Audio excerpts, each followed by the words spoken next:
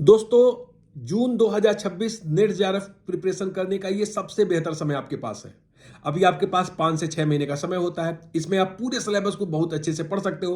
According to trend, according to pattern, जो भी चीजें पूछी जाती है उसको आप अभी से अगर चाहो तो ही आप कर सकते हो। जितने भी एस्पिरेंट हैं जो यूपीएससी की प्रिपरेशन कर रहे हैं या स्टेट पीसीएस की प्रिपरेशन कर रहे हैं, उनको यह बात समझना चाहिए कि वहां पे अनसर्टेनिटी है। इस चीज को आप बिल्कुल समझते होंगे।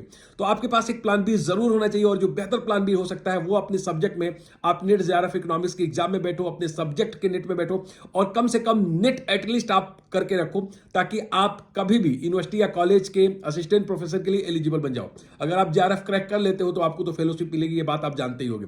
दोस्तों, मैं आपको बताऊं कि जो सबसे महत्वपूर्ण है आपके लाइफ में, वो अपने माइंडसेट को चेंज करना है। सबसे पहले आप अपने माइंडसेट को चेंज करिए, पॉजिटिव होइए और गोल को डिफाइन करिए। सबसे पहले होना चाहिए कि हमारा गोल क्या है, क्रिस्टल क्लियर। मुझे पता है कि जून 2026 में मुझे जेआरएफ क्रैक करना है, तो ये गोल हमारा सेट होना चाहिए।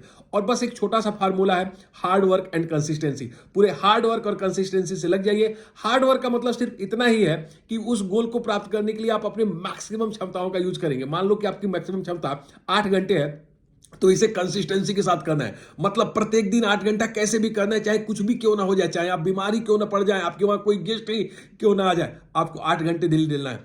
और जो सिलेबस है उसको अच्छे से कवर करना है। आजकल आप देखते हो जब इकोनॉमिक्स की हम बात करते हैं तो उसमें इंडियन इकोनॉमी के करंट इशूज, इंडियन इकोनॉमी के कॉन्सेप्टुअल इशू, साथ ही साथ उसमें आप मैथमेटिकल इकोनॉमिक्स, स्टैटिस्टिक्स, इकोनॉमेट्रिक्स के ऊपर ज्यादा फोकस होता है। तो इन चीजों को भी आप ज्यादा फोकस करो।